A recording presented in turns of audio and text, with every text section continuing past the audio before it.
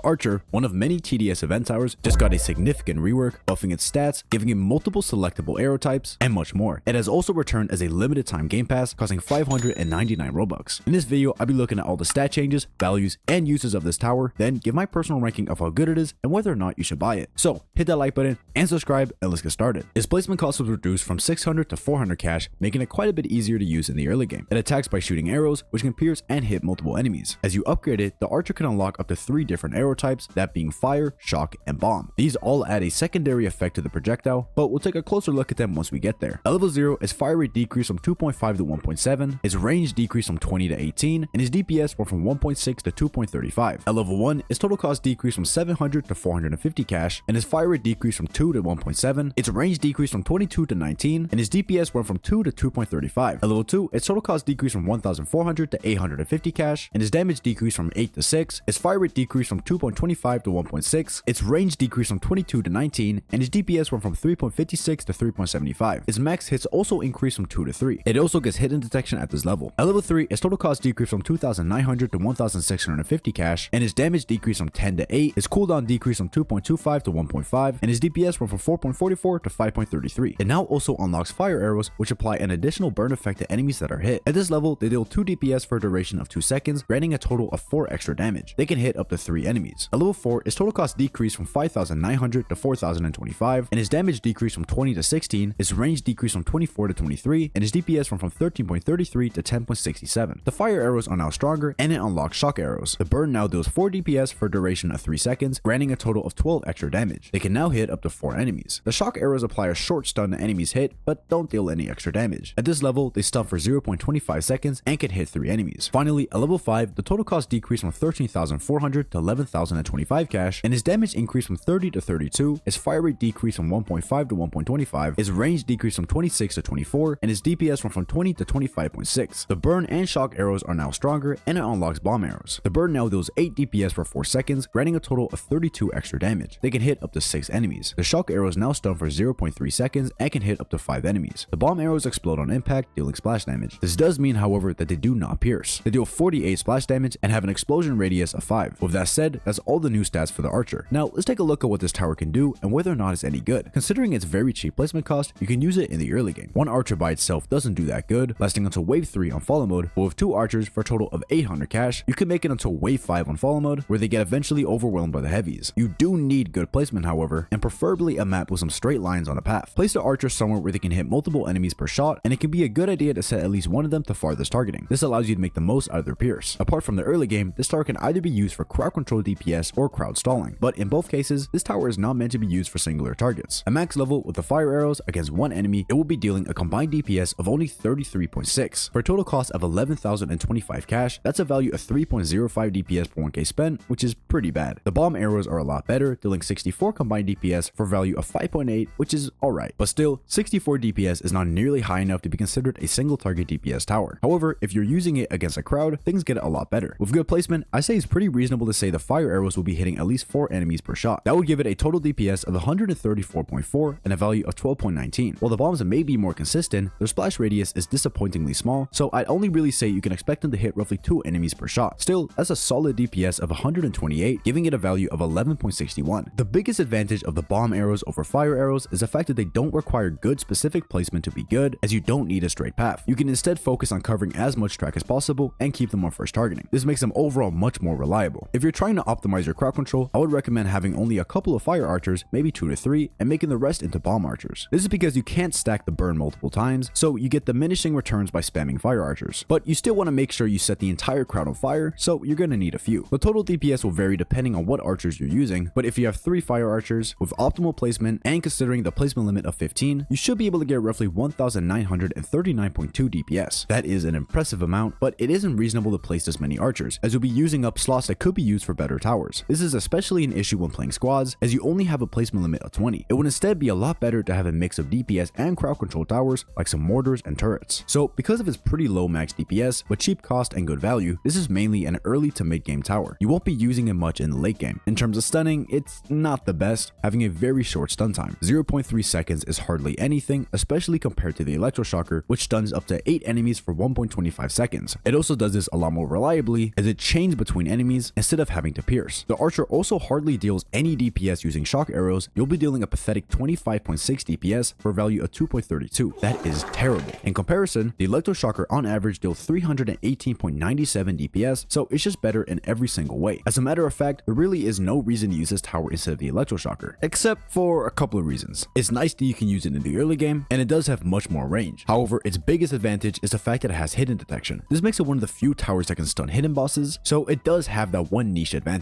But the electroshocker destroys it in terms of stunning and crowd control. Overall, this is a pretty versatile tower, but it's not the best. If you want a good crowd control and early game tower, use the shotgunner. If you want good crowd control and stunning, use the electroshocker. And if you just want straight up crowd control, use the mortar. The archer is just a very outclassed tower. I'm gonna rank it as a B tier. It's a fun, cool tower with some usability, but it's not great. I personally wouldn't recommend buying it, as I don't think it's gonna be very meta, but if you think it's cool, it's definitely good enough to be used. Just don't expect that much from it. And with that, that's it for this video. Let me know whether or not you plan on buying this tower, and if you agree with my ranking. And if you enjoyed, make sure to hit that like button and subscribe to join the Blue Head Mafia. Also, if you want to talk to me, consider checking out my Discord. We got some pretty cool features, like a custom party finder bot that will automatically pair you up with other people who are trying to do the same strategy. There's a link to the server pinned in the comments. And finally, I want to give a huge shout out to these channel members for supporting my content. If you want to add me as a friend on Roblox or get early access to some of my videos, consider becoming a channel member. It helps me out a lot and I really appreciate it. Anyways, that's it for this video, and I'll see you guys in the next one.